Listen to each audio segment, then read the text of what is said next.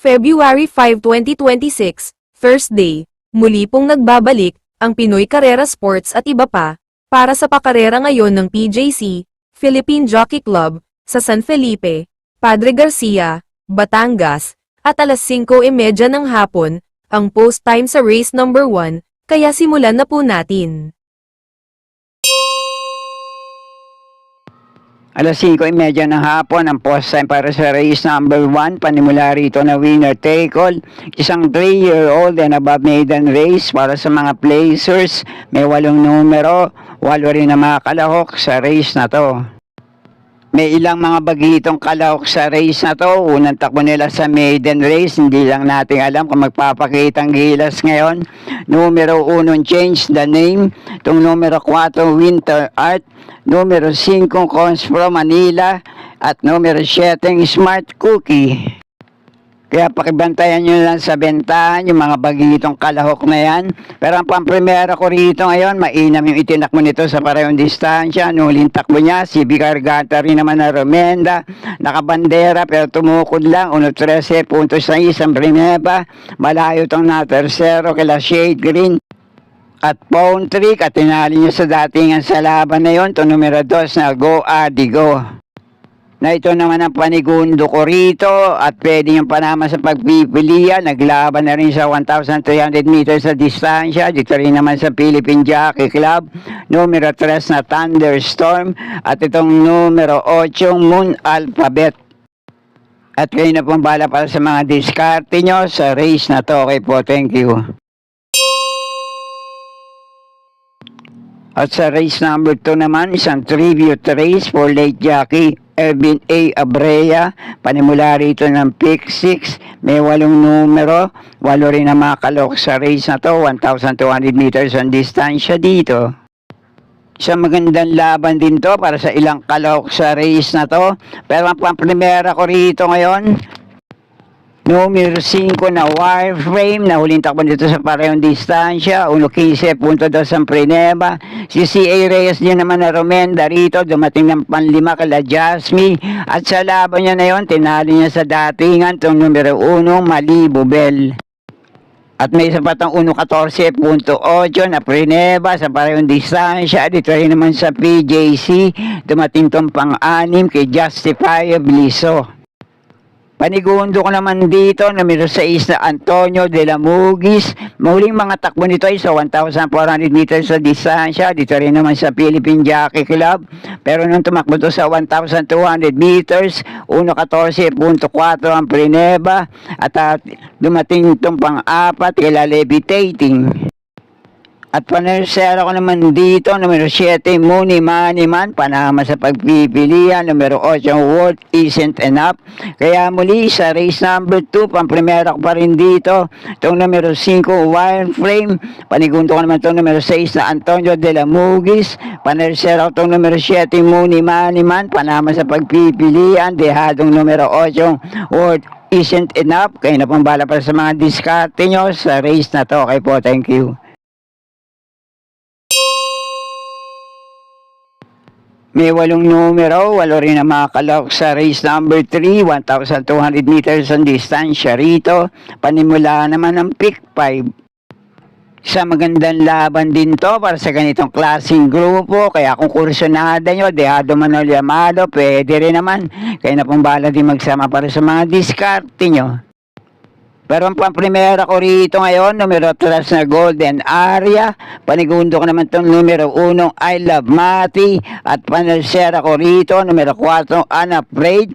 Panama ko sa pagpipilian, medyo dehado. Sa lang, bumalik ang buti, numero 2 na Heritage. At kung may iba pa naman kayo kinukursunadang kalok dito, muli, kayo na pong bala pa sa mga diskarte nyo sa race na to. Okay po, thank you. At sa race number 4 naman, 1,200 meters din ang distansya rito na may 7 numero, 7 rin ang mga kalahok sa race na to. At dito naman ang unang puntusan para sa pick 4. At para naman dito sa race number 4, sa paring magandang laban naman to para sa 7 kalahok sa race na to. Pero ang pampremera ko rito ngayon, itong laging sinusubukan, nakakabandera, pero tumutukod lang, pero baka ngayon na, numero 7, Galloping Ghost. Panigundo ka naman dito, isang deremating kalok sa race na to, baka lang makapanood ng boxing sa harapan, makapagparimate rin sa likuan, numero 3, na Money for Sheltex. At panursera panilat ko naman dito, itong nagbabalik takbo, galing sa bakasyon, depende na lang sa kondisyon ngayon. JB Hernandez ang rerenda, numero 2 na Watch Bell. At pakibantayan nyo na lang din yung ibang kalahok dito na unang takbo dito sa PJC, lalo na ito numero 4 Hot Legs.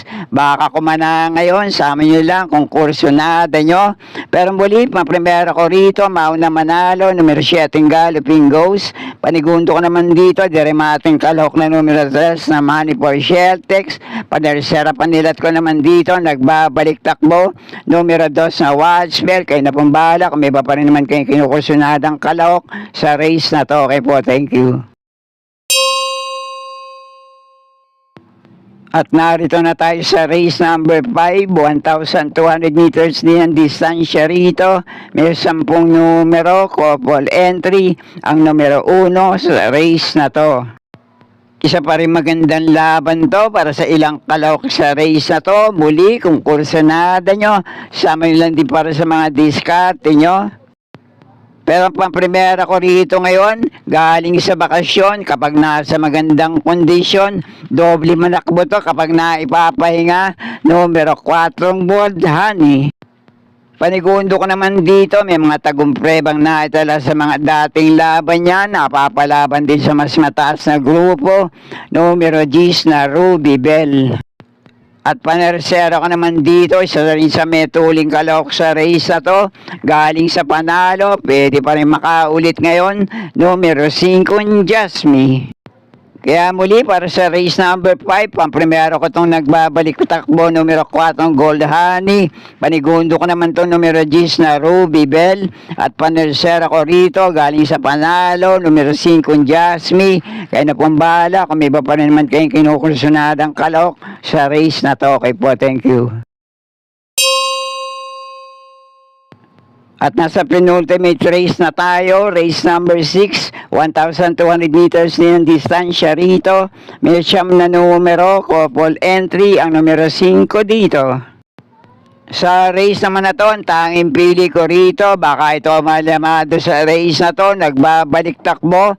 Sana lang nasa magandang kondisyon ngayon. J.A. Gusi muli ang rerenda, numero 6 na Tis the Moon.